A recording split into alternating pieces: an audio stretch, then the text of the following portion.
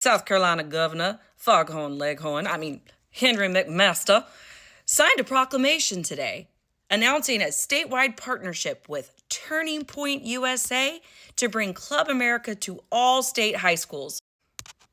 What are we doing, South Carolina? Now, I am a little bit confused because that particular wording from Turning Point USA made it sound like he was mandating that all high schools must have a chapter of the club. But then the article says South Carolina is not doing anything to require or incentivize chapters of Turning Point USA's Club America. But as encouragement, he signed this proclamation designating today as Turning Point USA Day in our state. Now, this news conference today was hosted by McMaster along with Pamela Yvette, who is our current lieutenant governor.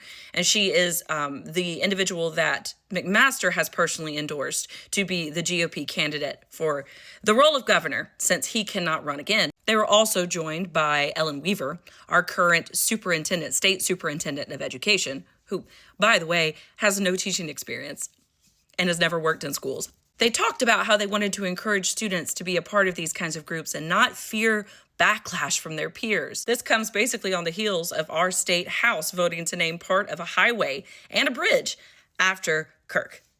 Of course, they are trying to frame this as it being all about free speech and promoting civic engagement amongst students. One quote from today was, "It isn't a left versus right. It isn't a socialist versus capitalist. It is a pro-constitutional group that believes in discourse and dialogue, that every student has the right to assemble. Every student has the right to organize on their academic campus without being discriminated or prohibited by biased administrators." But all of this is mind-blowing to me as a public school teacher in the state of South Carolina. Because we all know good and well, this is not a nonpartisan organization. And this is not an organization that teaches kids to think freely. It teaches them a specific political ideology. You only have to look at their own website to see this. You can click on Activism Theme Library on their homepage to see these items that you can receive to promote all of this on your school campus, including messages like taxes are shady, America's roots, capitalism cures, my education, my choice,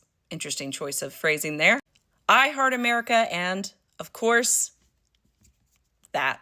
In their book recommendations, we get, of course, Kirk's The College Scam, pro-life messaging in this book by Lila Rose, Fighting for Life, Brainwashed by Ben Shapiro, who breaks down how our education system in America became a leftist indoctrination camp, a book by Tommy Lauren, Pocket Guide to Capitalism, The Case Against Socialism, and Do Not Comply by Will Witt. Parent resources, of course, include a lot of links to homeschooling resources.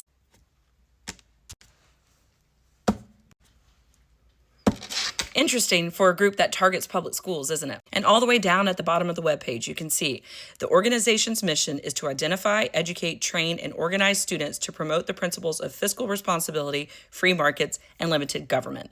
They literally have a purpose to teach kids to think that this is the correct way of viewing the world. And there's nothing wrong with having groups on school campuses that allow students to meet up with and discuss things with more like-minded individuals. That's not what I'm saying. But I do think it's weird and shady for the state government to be mandating or attempting to mandate that all schools have to participate in having one of these chapters. It would be different if it was a type of forum that encourages discussion across the political aisle. But we all know that's not what this is. It is an organization deeply entrenched in highly conservative policies here in the United States. It is not something that simply wants kids to think freely.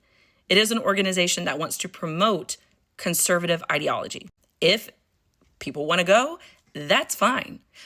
But to mandate it and not also mandate some other organization that would promote differing political ideology seems odd to me. But there you have it. South Carolina always at the forefront of the most pressing issues in our nation today.